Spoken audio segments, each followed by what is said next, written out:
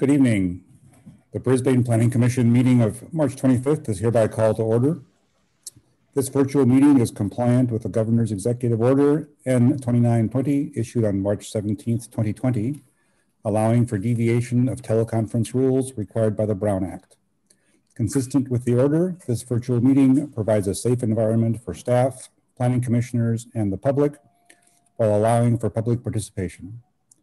The Planning Commission meeting is being broadcast on Comcast Channel 27 and the city's YouTube channel at www.youtube.com/BrisbaneCA.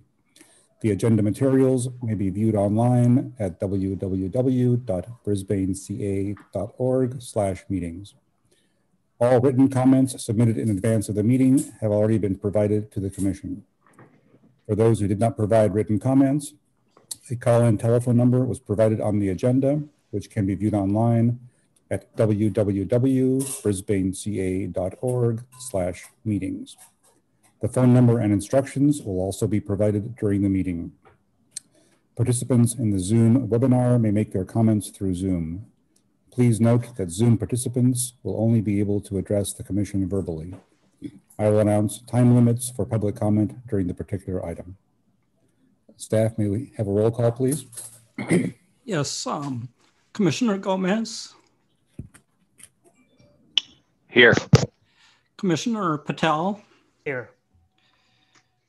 Commissioner Gooding. Here. Commissioner Sayasan. Here. And Commissioner Funka. Here. I think I got them all. You all? Very good. We have a quorum. May I have a motion to adopt the agenda, please? I make a motion. Any seconds? Second. All in favor? A roll call, please. Oh, we did that already? For consent calendar, or oh, sorry. Oh, Commissioner Gooding. Aye. Commissioner Sayasan. Here. Yes. Commissioner Gomez. Aye. Commissioner Funka. Aye. And Commissioner Patel. Aye. Thank you. The motion carries unanimously. Are there any members of the public or any commissioners who would like to pull any item from the consent calendar at this time? Staff will post the text and call number on the screen. Any Zoom participants who want to pull an item from the consent calendar may raise their hand by pressing the raise hand button or by pressing 9 on their phone if they have called in. Staff will start a timer for 30 seconds for members of the public to ask to pull any item from the consent calendar not displayed on screen.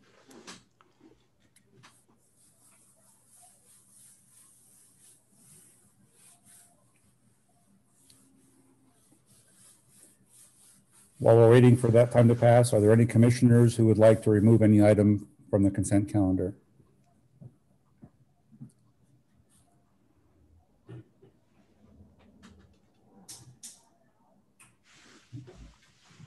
I hear and see none. okay, 30 seconds has passed.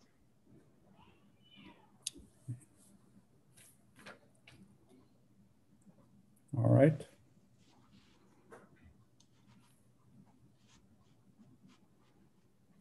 May I have a motion, please, to adopt the consent calendar as presented? I'll make a motion. Any seconds? I'll second. Roll call, please, staff. Commissioner Sayasan. Yes. Commissioner Gomez. Aye. Commissioner Patel. Aye. Commissioner Funka. Aye. And Commissioner Gooding. Aye. Motion passes with 5 ayes. And are there any oral comments on items not on the agenda? If so, these can be called in by calling our teleconference number in the next 1 minute or made by any participants on the Zoom webinar. Staff will display the call-in number on the screen, and any Zoom meeting participants should raise their hand to indicate staff that they would like to address the commission on any items not on the agenda. Callers only must press 9 to raise their hand. Staff will set a timer for 1 minute, please.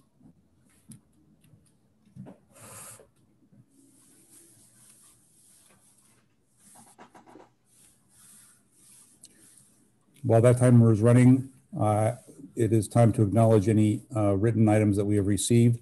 Staff, I'm not aware of any. Have we received any written items? No, there's been no written communications. Very good.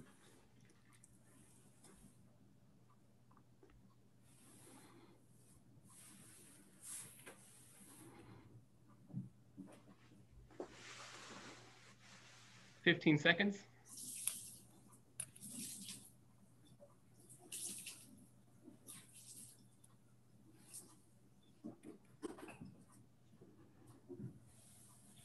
And 60 seconds has passed. Thank you. As to new and old business, we have no new or old business on the agenda. It appears that it is time to, let's see, where are we? It is time to open a public hearing and ask if there are any applicants who would like to address the commission on any matter. Or is that not? There's no public hearing item. Yeah, no public hearing, so. All right. I think then it is time for the study session. Okay. Good evening, commissioners, and thank you. Tonight's study session is to kick off Brisbane's housing element update, which will cover the years 2023 through 2031. And we're pleased to have with us tonight Joshua Abrams of Baird and Driscoll Community Planning. He'll give a presentation to provide a general framework for the commission as a starting point to begin the housing element update. Josh has over 20 years of professional planning experience, and he and his colleagues at Baird and Driscoll have been providing facilitation and technical services through 21 elements to the cities of San Mateo County and to the county itself. They've also been providing facilitation services to the larger region through ABAG sponsored housing element training events. 21 Elements is a consortium of the cities of San Mateo County and the county itself, which is focused on housing issues. In addition to providing facilitation and technical support through 21 Elements, Josh's firm will be providing assistance specific to Brisbane in the preparation of our housing element over the next 2 years. I mentioned ABAG, and as you probably already know, ABAG is the Association of Bay Area Governments, our regional planning agency, and there's probably some other acronyms that'll come up tonight. So if any of these are unfamiliar to the commission, please raise a hand. We're used to a lot of these acronyms, but there's quite a few that we may come across. Before I turn it over to Josh, I should mention also that tonight's conversation is intended to be just a general overview to start us thinking about the housing element and to set the stage in terms of the regulatory framework. The content also of the housing element and the big picture on the schedule, along with a couple of events that are coming soon in April here. We're not planning to delve into the details of specific policies or programs or into specific housing sites.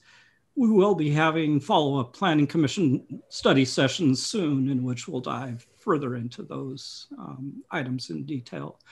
So with that, I'll turn it over to Josh. Josh? Great. Hi, everybody. Thanks, Ken. So again, I'm representing 21 Elements. 21 Elements is a consortium of all of the cities, and we try and help cities with housing policy or housing planning. We don't advocate for policy. We work for the cities, but if cities want to do housing policy, we try and make it easier or more cost effective. And one of the things that's nice about the housing element cycle is all the cities are on the same timeline, or they're all the same deadline. So they all need the same type of assistance at the same time. So there's a lot of opportunities to really save cost, save jurisdiction time, learn from each other, and do a better job with the housing elements. But of course, it always has to be a local document. That's where it starts and that's where it ends. So if, for example, 21 elements, we might write a background report summarizing how the high cost of land affects the ability to build new housing, because that's one of the requirements. And for Brisbane, we might tailor it. It might be applicable, it might not, but it's at least there as a resource, things like that. And I'll just say that some of you will know a lot of what I'm talking about, and some of you, it'll be new. But as Ken was saying, it's good to start with the basics, so we're all on the same page. Okay. If I can get the slides to advance, there we go. So this is the 101 presentation. We'll start with a brief overview, talk about the different parts of the housing element, and then a little on process and timing. I try and sprinkle some photos of children throughout because it helps ground me in why this is important, that there are really big housing challenges in the county, and the housing element is an opportunity to talk about them, to talk about needs of seniors or needs of young families, children returning from college, and making sure we're thinking about what do they want and how do we provide it.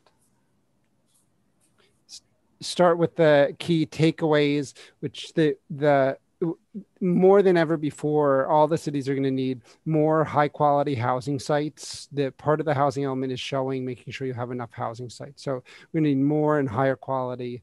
It's going to be really important to start early. 21 elements jurisdictions they're pretty far ahead of the pack. So that's great. It's going to be important both because of new requirements, but also because anytime there's a community conversation to have lots of community involvement. 21 Elements helps with cities work with neighboring cities. So that's a nice opportunity, and it'll cut down on costs and hopefully make for a better housing element. And then the last one I think is actually the most important is really, I hope you see the housing element as an opportunity to really talk about local needs. It's definitely true that the state has to certify it and there are certain rules, but the most important parts of the housing element are the vision for the community, what you want it to look like in the future. Okay, so the general plan is the vision for the future. There's a bunch of different elements for the general plan. The housing element is one that's actually required, and it's a little different. It's required by the state and has to be certified by the state every approximately 8 years. The environmental justice element is required in some cities, but it is optional in Brisbane.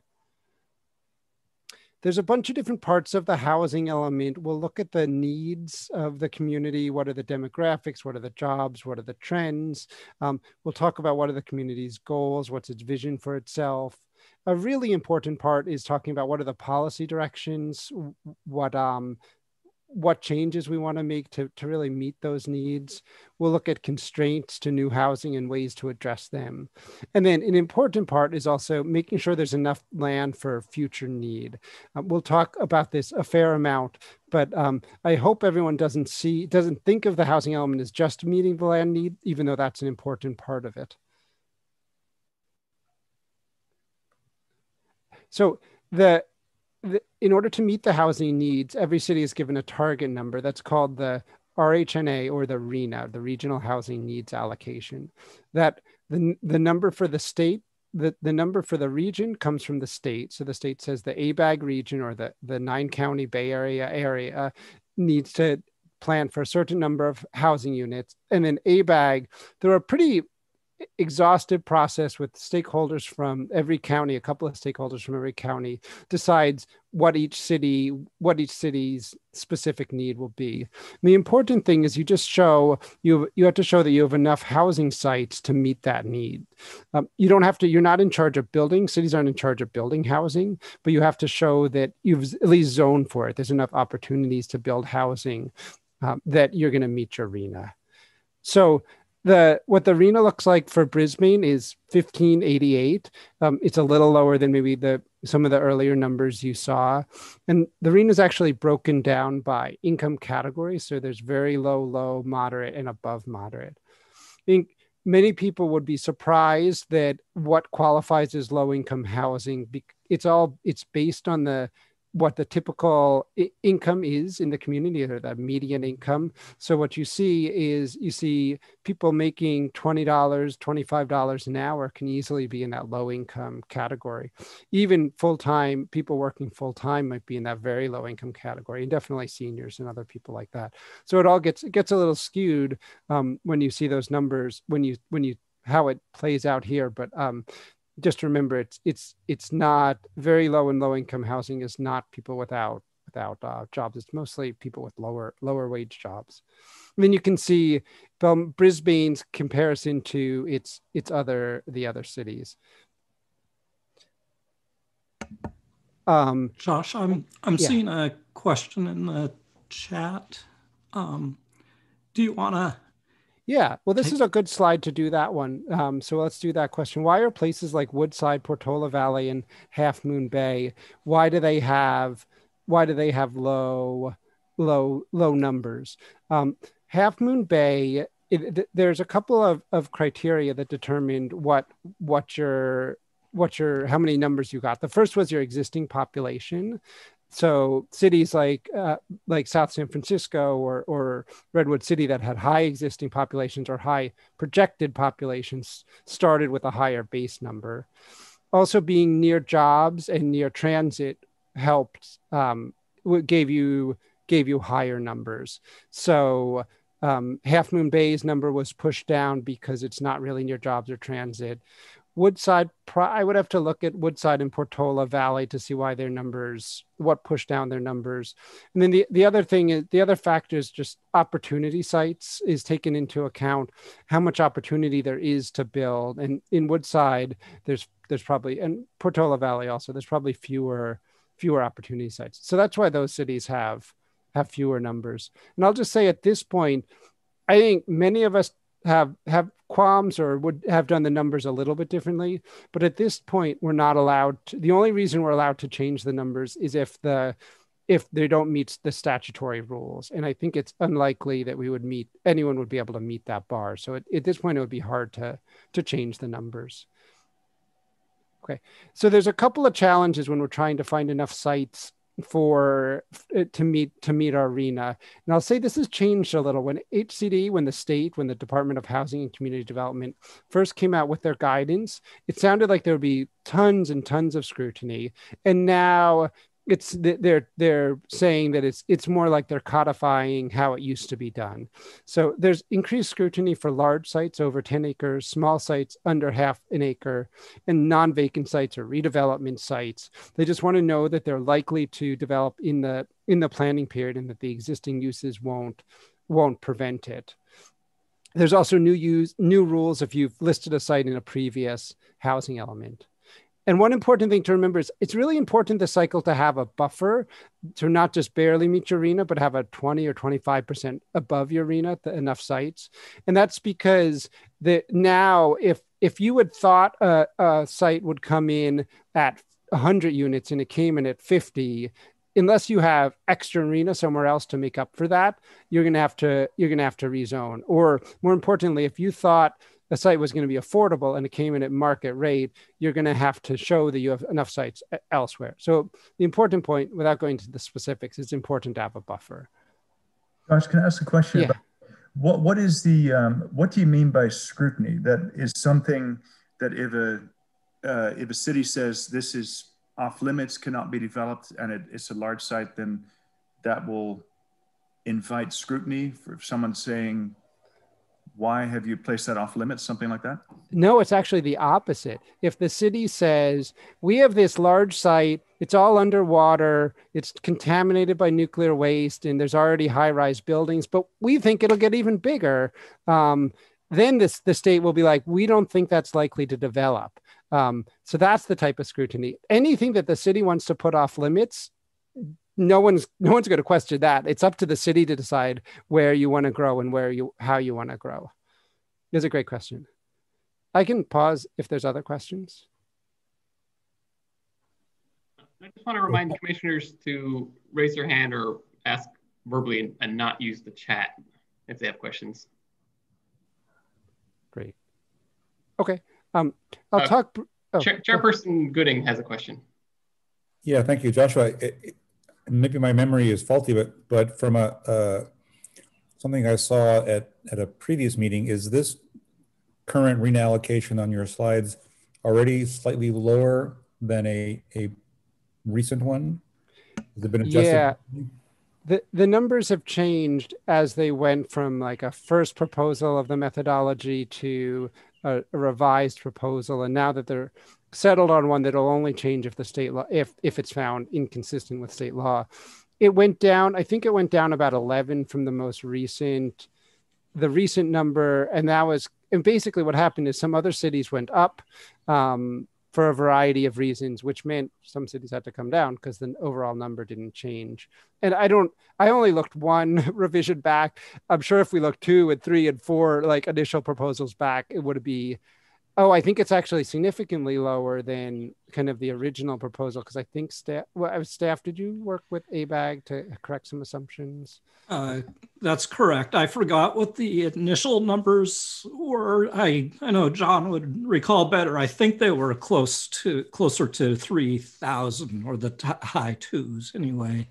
And then more recently it was at 1,599, and I think Commissioner Gooding, that's what you all saw last month in John's presentation, was that 1,599. So, a little bit of a drop, but from what it was in the early draft stage, it's quite a drop.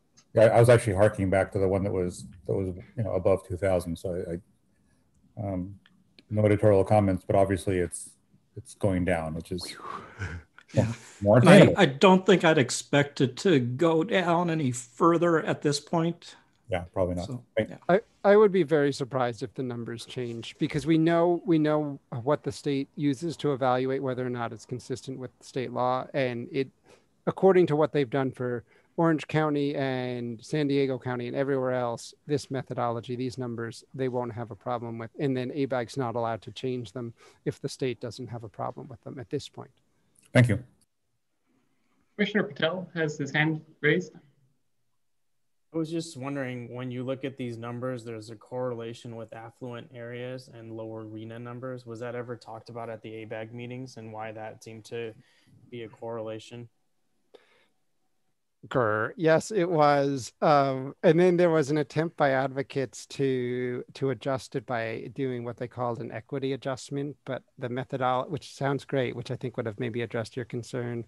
But the equity adjustment, I don't think the math played out as they intended, because it didn't really address the feeling that many people had that higher income areas had lower numbers. I mean, I think it's mostly that those small towns don't have good redevelopment sites. Like they're anticipating what a lot of the redevelopment sites will be malls and big shopping centers, industrial areas that are converted to housing. So that's what cities with those tended to get higher numbers, but that meant that some small towns had lower numbers. Yeah, I mean, the methodology, I hear you. I hear you. What the methodology is, what it is at this point, but I think it would be interesting to at some point do a debrief and think of whether or not we could have gotten a more equitable distribution. And Josh, you mentioned earlier too that it's there's a tie with those job centers and transportation hubs, which I think these other cities are the ones that are lower. I think that's a real driver. That definitely pushes it down, yeah. But it seems like it's also an incentive for cities not to have public transportation and keep people out that are lower income by not having public transportation or other amenities. Totally. Right? I mean, I think you want to have total RHNA numbers, don't include transportation for people that can't afford to drive or don't really want to have drive, so then you don't have to have low income housing or lower income housing or medium income housing. You can just have sort of like rich city pockets. Right, or even regions that have historically voted down transportation, and now they'll make an argument that not having transportation is a reason they can't grow or have low income housing. it's a cycle.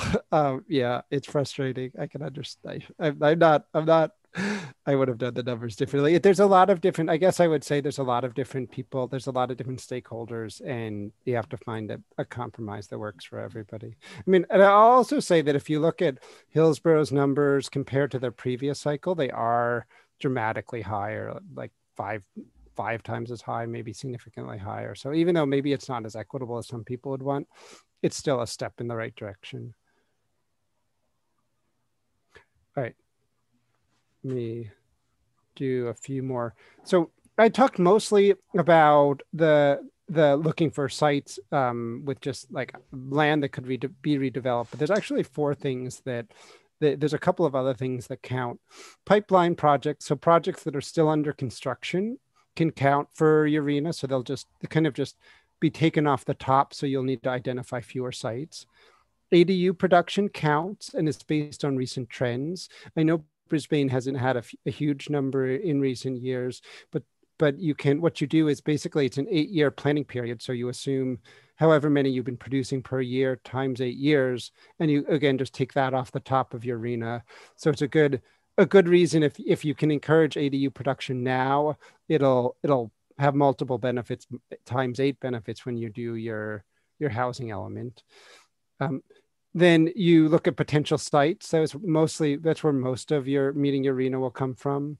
And then if you don't have enough sites, you can do a program to rezone or promise to rezone.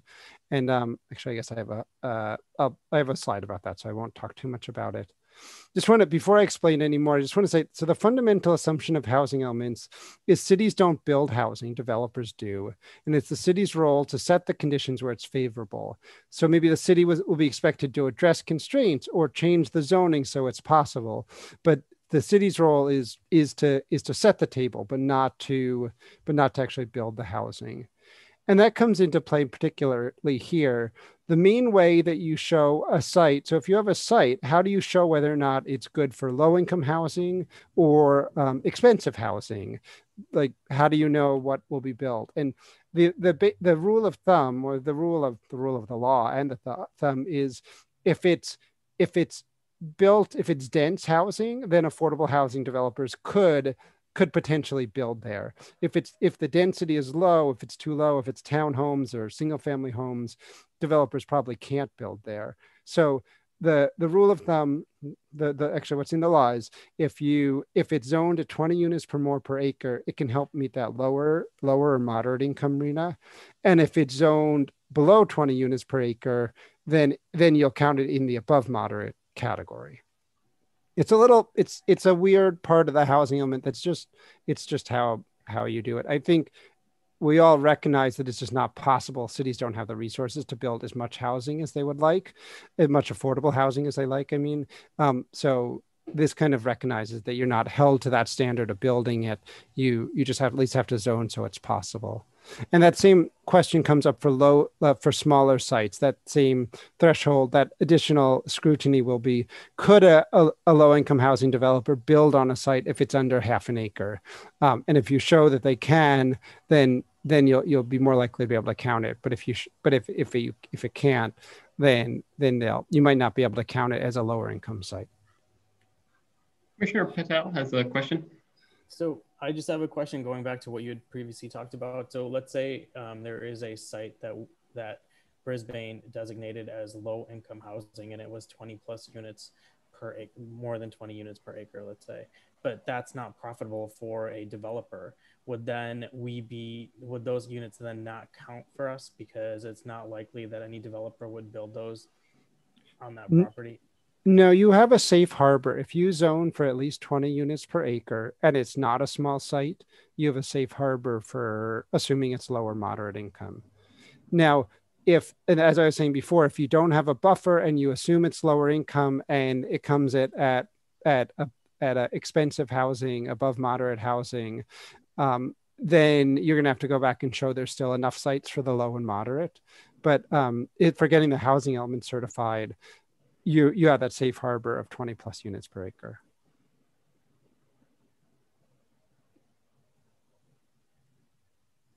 Okay, and then it is an option to if you're not able to rezone in time to for the housing element certification. You can have a program to rezone or a promise to rezone. So yes, you can do it. It buys you 3 years, and you don't even have to do most of the environmental review or secret review until you actually do the rezoning. But there are some limits. It constrains you a little bit if you do it. So that's the simple version of a program to rezone.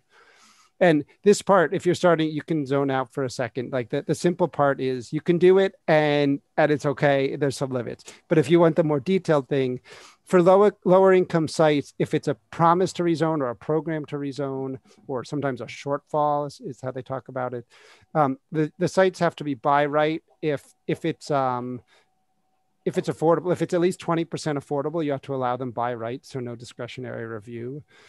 Small sites, you can't use small sites. Every site has to allow at least 16 units per acre. You still have that minimum 20 units per acre, so that's not really any different. And then there's some limits on mixed use. You can't be mixed. There should be an E in mixed use. You can't be heavily dependent on mixed use, or if you do, you have to require that some of it have housing. And then moderate and above moderate, there's fewer restrictions. All you have to do is identify the sites that you intend to rezone. It buys you approximately 3 years to do the rezoning. And again, you can do the CEQA or environmental review at the time of rezoning. So it is an option. You have more freedom, and it's always nice to get it done if you can by the January 2023 deadline. But if you can't, there's a fallback. January 2023 deadline. So we're here in terms of getting the final number.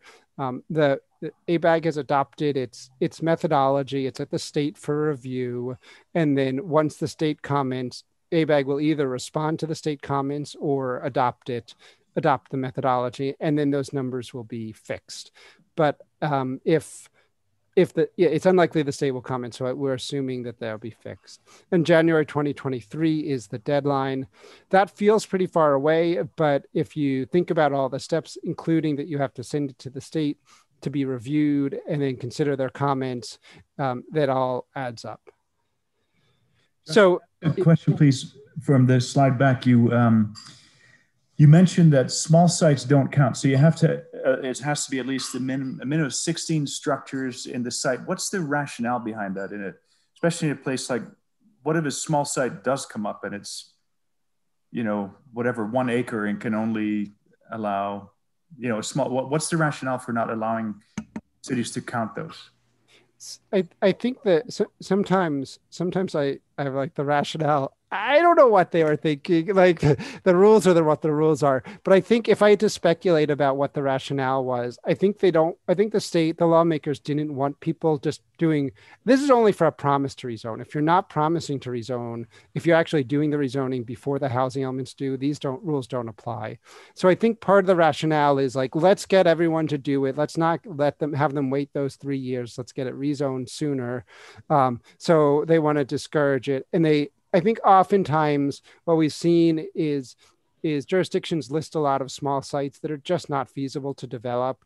And the advocates don't like those to start with. And they're like, well, if you're going to promise to rezone, don't count those small sites because they're even less likely to develop. Chairperson Gooding has a question as well. Yeah, Joshua, if you could please go forward again to the timing screen. Thank you.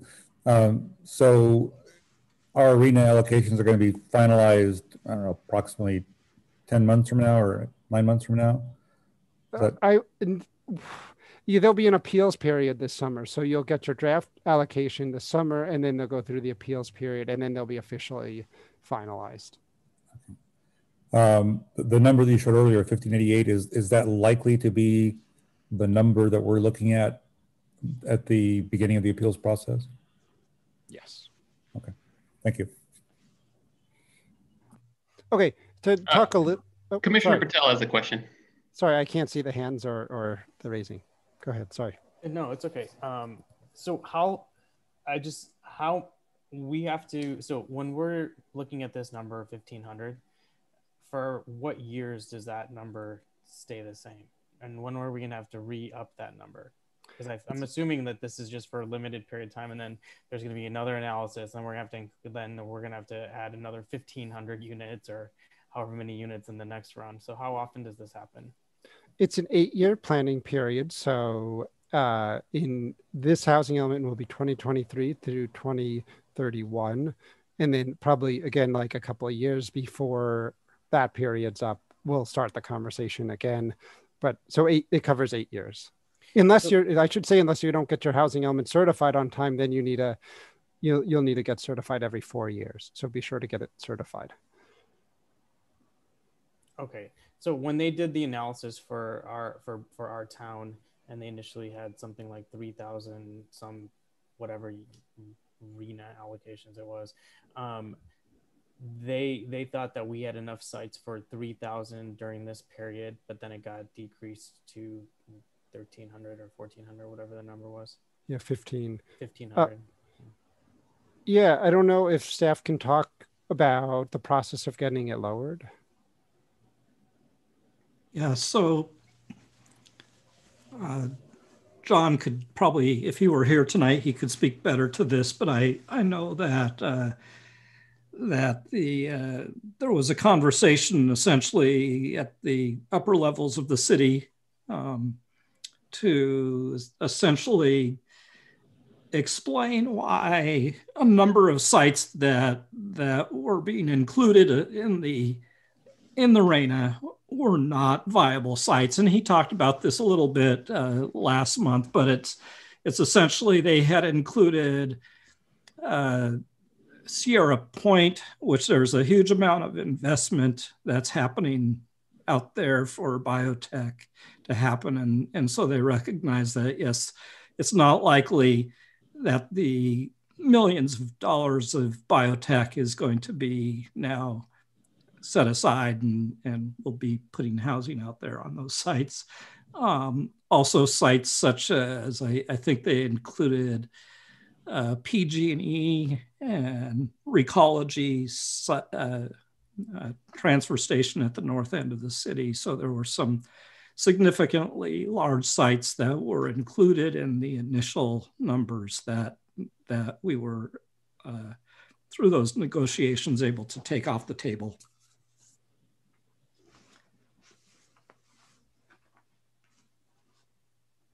All right, I'll continue.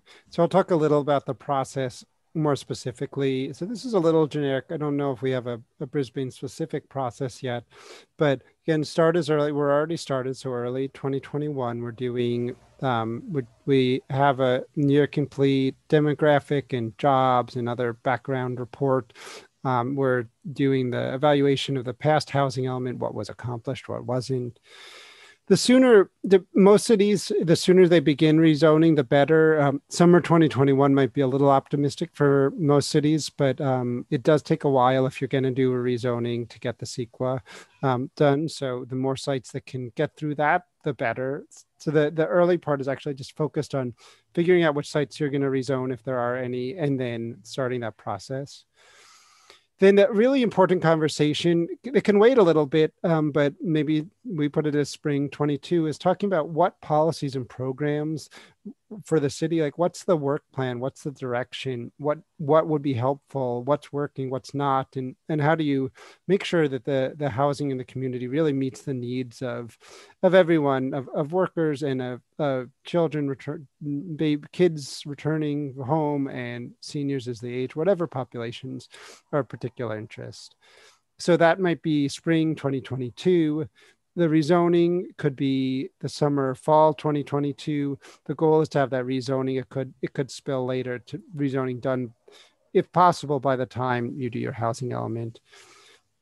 Public hearings in August or September 2022, and then you send it to the state for review and get their comments. They have 60 days to give you comments.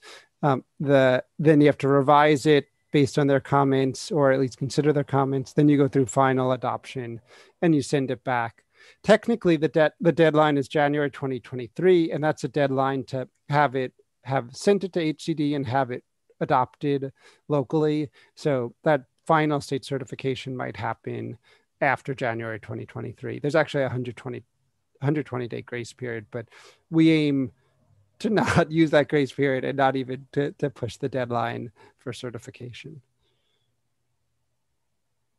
Okay, there's a few additional requirements this cycle. One is we have to, what's a kind of a mouthful, but affirmatively further fair housing. And what that means is we have to make sure that that outreach we're doing and the policies we're putting in place they're equitable, that we sometimes just call it leading with equity. So there's a you can think of it one way is just looking at who's participating in your public meetings and who's giving comments and making sure that really represents the community. And if it doesn't, identifying strategies to make sure we're actually hearing the voices of everyone in the community. Because sometimes it's at community meetings, it's a little easier for more wealthy people to participate. And also people who are more comfortable with government are more likely to participate. So it's really good to look for ways to make sure we make sure the people who are participating and also the policies and programs we're putting in place are leading with equity or equitable. Cities also have to update their safety requirement. There's a separate effort to do that collaboratively countywide, that the county is leading that. And then some cities are required to do an environmental justice element, but Brisbane doesn't get kick in for Brisbane, but it is an option. It's important to think about those policies and programs. Talk briefly about next steps. We're really excited this time. We're doing actually a big collaboration, or a bigger collaboration than last time to collect input. So countywide, we have a website called Let's Talk Housing. So letstalkhousing.org. And that's going to be one spot where people throughout the county can learn what's going on and give their input. We only have a draft up as of a couple of days ago. It's a lot of improvements to make, but what it'll be is it'll have some countywide information, and then we'll let people funnel down comments specifically for jurisdictions. So we can both summarize it as here's some themes we hear of countywide, and here's some themes with city specific. And we'll give every city who wants, they can actually have a custom page on here so they could do their own activities or have their own information. Or if cities prefer, we can just point their city page from Let's Talk Housing just to the city's housing element page if they want to keep it on their city's website. So go to letstalkhousing.org and sign up to be involved. We'll collect names and forward them along to cities and make sure people are involved about, if they know, no other use for those names, just making sure people know about housing discussions by the cities. And then we're Joshua, trying. if I can just... Gooding has a question. Oh, go ahead. Who's up? You had your hand raised. Yep, thank you. Josh, I have two questions. The small one is can you describe a little bit more what the environmental justice element is? What would it look like as relevant to Brisbane? So it's all new. So I think we're all learning what it looks like. It's looking at sources of pollution, access to food, health indicators, and seeing if they vary across the community and how you address them. And you have the option of either integrating that into all the different existing elements. So you could look at it in transportation and look at it in land use and look at it in the housing element, or have a standalone environmental justice element. It makes a lot of sense if there's big disparities within the community, and if there's not big racial or economic disparities within the community, then it probably just makes sense to address those issues when you're talking about the housing, because housing issues would be similar for across, or when you're talking about, if you wanted to do a health element, health would be similar across for most of the different, there wouldn't be segments of poverty or racial segregation where you would want to look at it specifically. So what I'm puzzled about, I get what social justice is about, and I get what environmental protections are about. Putting environmental next to justice, can you give me a concrete example or? Yeah. So this is, maybe environmental justice is a term that started getting popular about 20 years ago.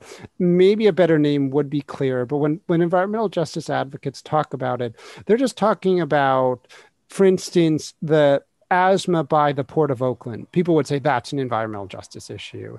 The lack of food in low-income communities, that's an environmental justice issue. It's kind of the human environment, how the humans interact with the built and natural environment. When a lot of people, when they hear environment, they kind of think of wildlands, and that's a very different type of environment. So environmental justice is really, it's like those types of issues. Okay, thank you. And the larger question is just my lack of experience in this. Is there an ongoing role for your organization, 21 Elements, in all these multiple steps that you've outlined? Yeah, so we're one of the things that's nice is we're walking cities through the process. You look in some of the other counties, they're getting bids of actually over $1 million to do the housing element in rezoning. And we're going to walk cities. We're asking cities to make sure they have the staff resources to do it in-house. And then we'll provide that technical backup as well as a lot of assistance writing things so that they can do it in-house, cutting down the costs dramatically. I think we charge cities, I don't have the number, if they want the biggest package, I think it's $50,000. So it's like an order of magnitude savings over that, but it does require staff time. Now that doesn't include the rezoning. Definitely cities that need a rezoning will have to do that piece, but otherwise we're going to be right there with cities, walking them through all the different sections.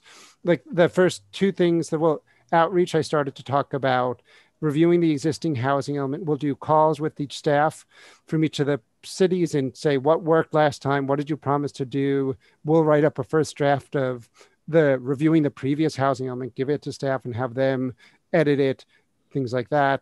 We'll work with staff also soon, where we've been working with staff to look at what sites might make sense to rezone, what different policies might produce new housing. So if you need a rezone and you do a request for proposals, you'll have a much clearer sense of where you want to ask for that rezoning to happen.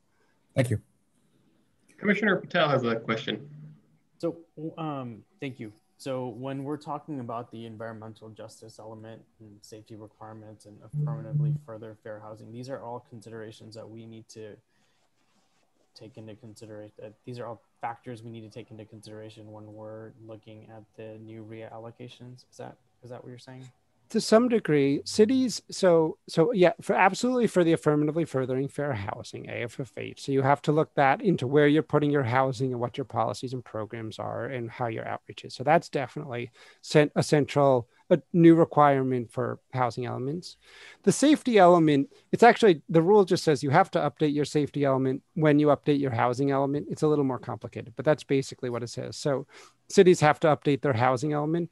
Obviously, all these pieces are tied together, but it's its own standalone element or chapter. And then the environmental justice element, if a city wanted to do it or was required to do it, it either could be a standalone one or it could be integrated into the housing element and the other elements. So I guess my follow-up question is if we need to increase our low income or moderate income housing and we group it all together in a particular site, would these particular factors be significant issues that we need to look at? We would definitely have to look at the issues. I think they would, the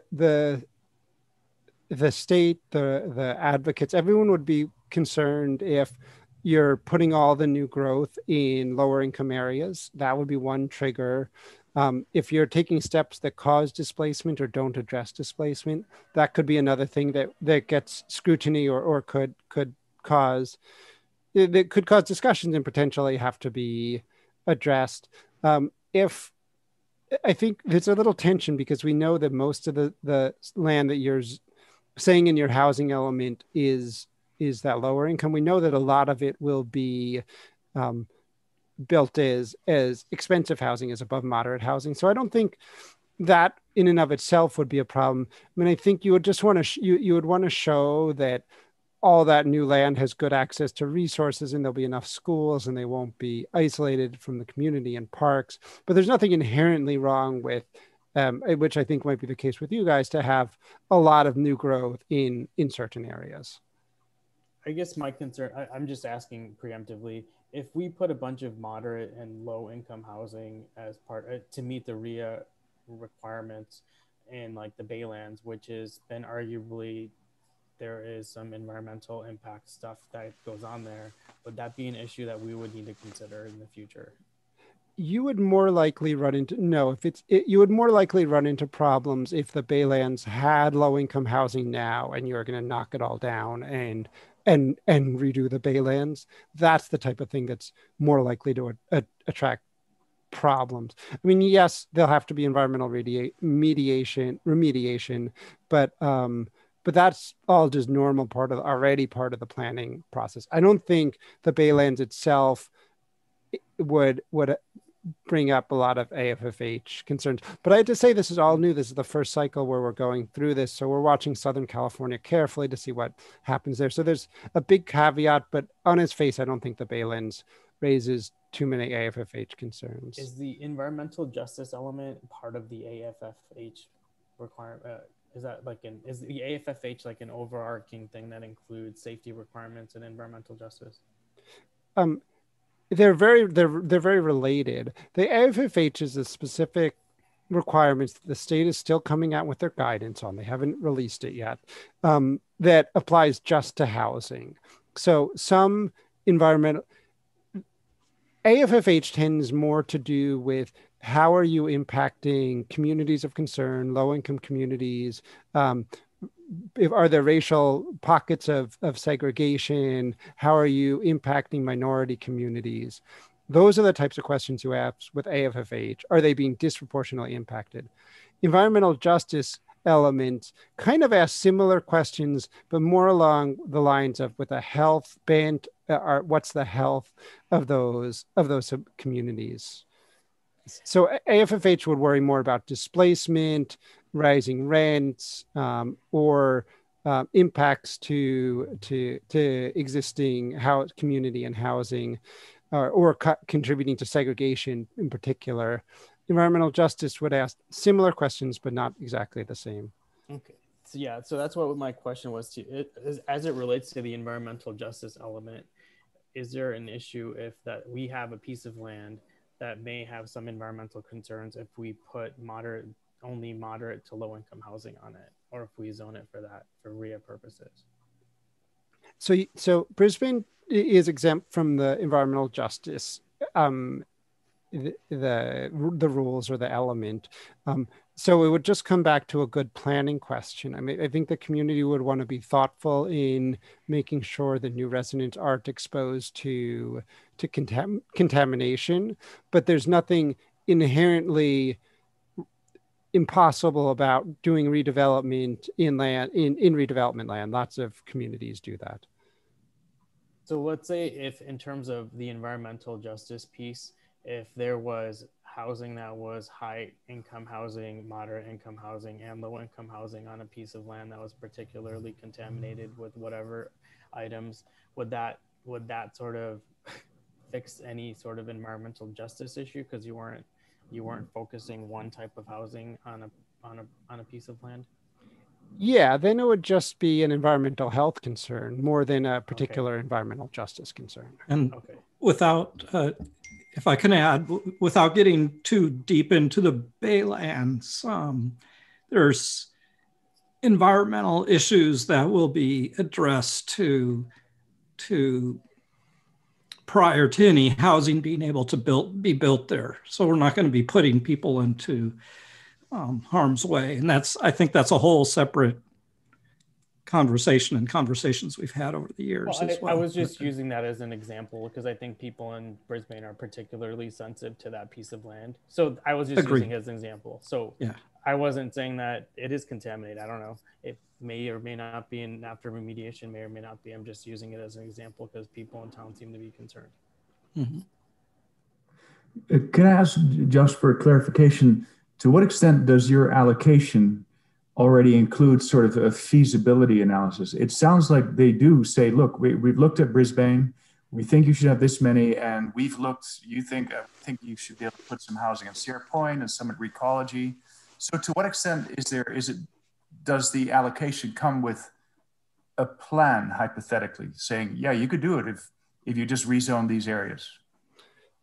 Right. So yeah, that it does come with that, but it's not, doesn't exist. It's somewhere yes, somewhere no. So they started the process by imagining what the Bay Area could look like in 30 years and where growth could go. So every community, they said, make sure it has enough growth, enough land to grow for those 30 years. And then they said, this is only an 8-year plan, so let's scale back from 30 years to 8 years.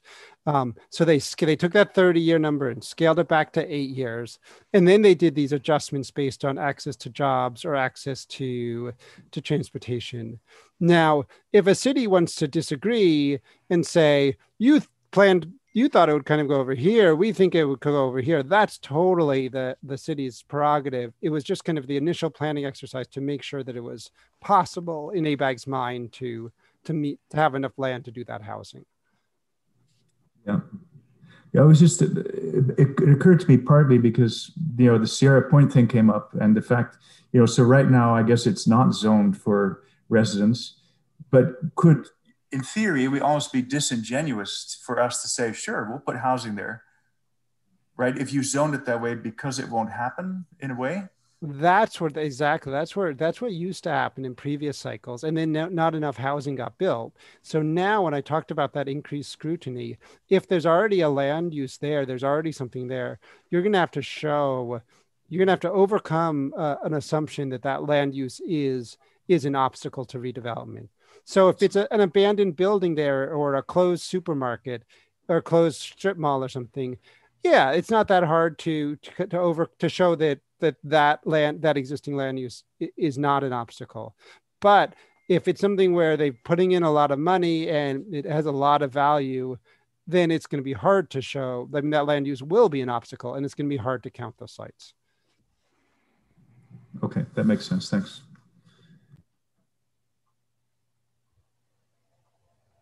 Okay, so next steps, and then I'll say the other next step, we're trying something new. We're trying to have a series of countywide meetings to talk about these issues, talk about what a housing element is, to talk about how to address it.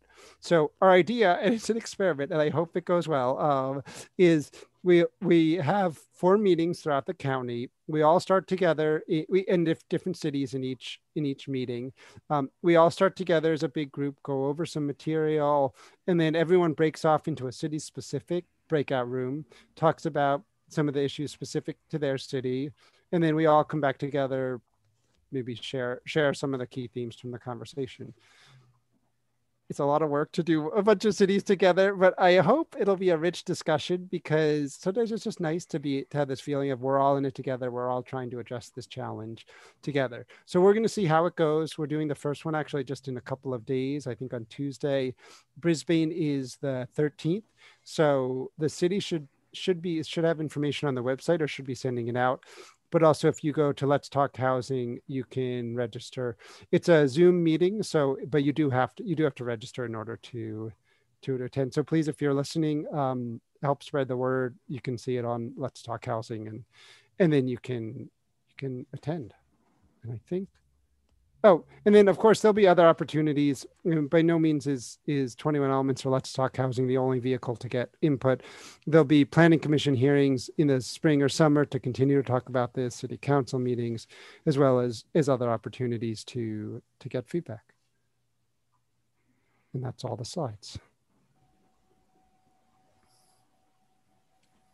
So thank you, Joshua. I know a lot of questions were asked throughout the presentation, but if there's any last ones before we move on. And as Josh mentioned, we'll be bringing this back numerous times to the Planning Commission in the coming months as a workshop study session type of format. So we'll delve in deeper soon. Yeah, thank you very much, Joshua. Great. That's very helpful. Thank you all. All righty. Moving on our agenda. Staff, are there any items initiated by staff this evening? Yes, I think Jeremiah, you have a slide for us on that, correct? And I think this first item, if you wanted to mention this, Jeremiah, this was your item, right? The APR. Yes, the 2020 housing element APR is done every year, and this was considered by the council at their March 4th meeting, and it was submitted to the state. It is available on the city's website, and that was part of the written communications all the commissioners received prior to this meeting. And the next item down is April 6th.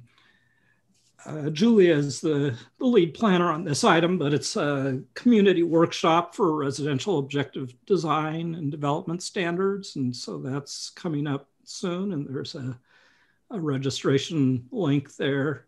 April 13th, Joshua just mentioned this countywide community meeting for the housing element with the breakout session for Brisbane specific discussion.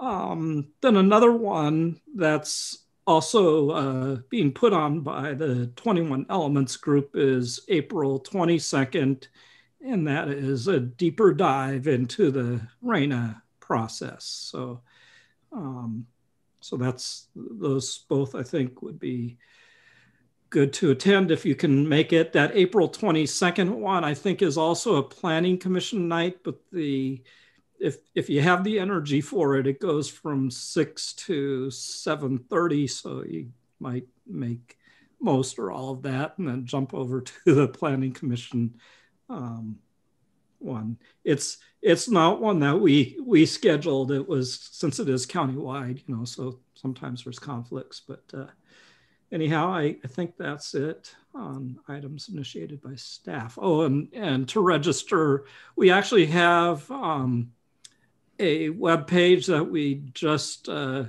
put up. Essentially, that's the housing element update. It lists these meetings coming up, and as we have planning commission workshops in addition to the planning commission pages, we'll put it on this housing element update web page.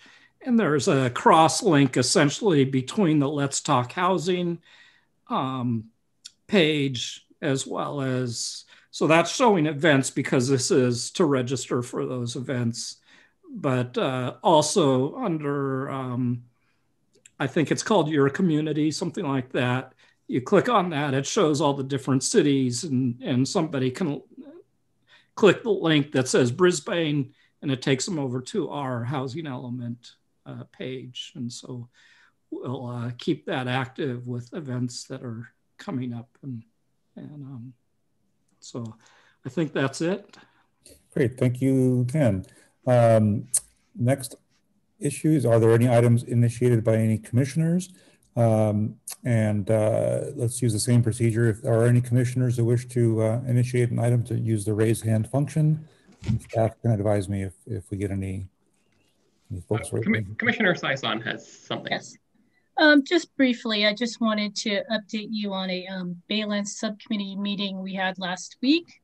And it was just with the developers. They presented us with a 3D model of the Baylands, which was pretty detailed, so I think the city is going to put up, I think, the slides and I think the 3D model as well sometime in April. So if the public folks want to take a look at it, they can do so. And in April, they are still intending on presenting us with their specific plan. So, we'll get more details soon. That's it. Thank you. Anybody else? Hearing none, I'll entertain a motion to adjourn to our next regular meeting. I'll make the motion. Oh. Second. All in favor? Staff roll. Commissioner Sayasan. Yes, aye. Commissioner Gomez. Yes. Commissioner Patel. Aye. Commissioner Funka. Aye. And Chair Gooding. Aye. The ayes have it. Meeting's adjourned. Thank you all very much. Good night. Thank you, everyone. Good night.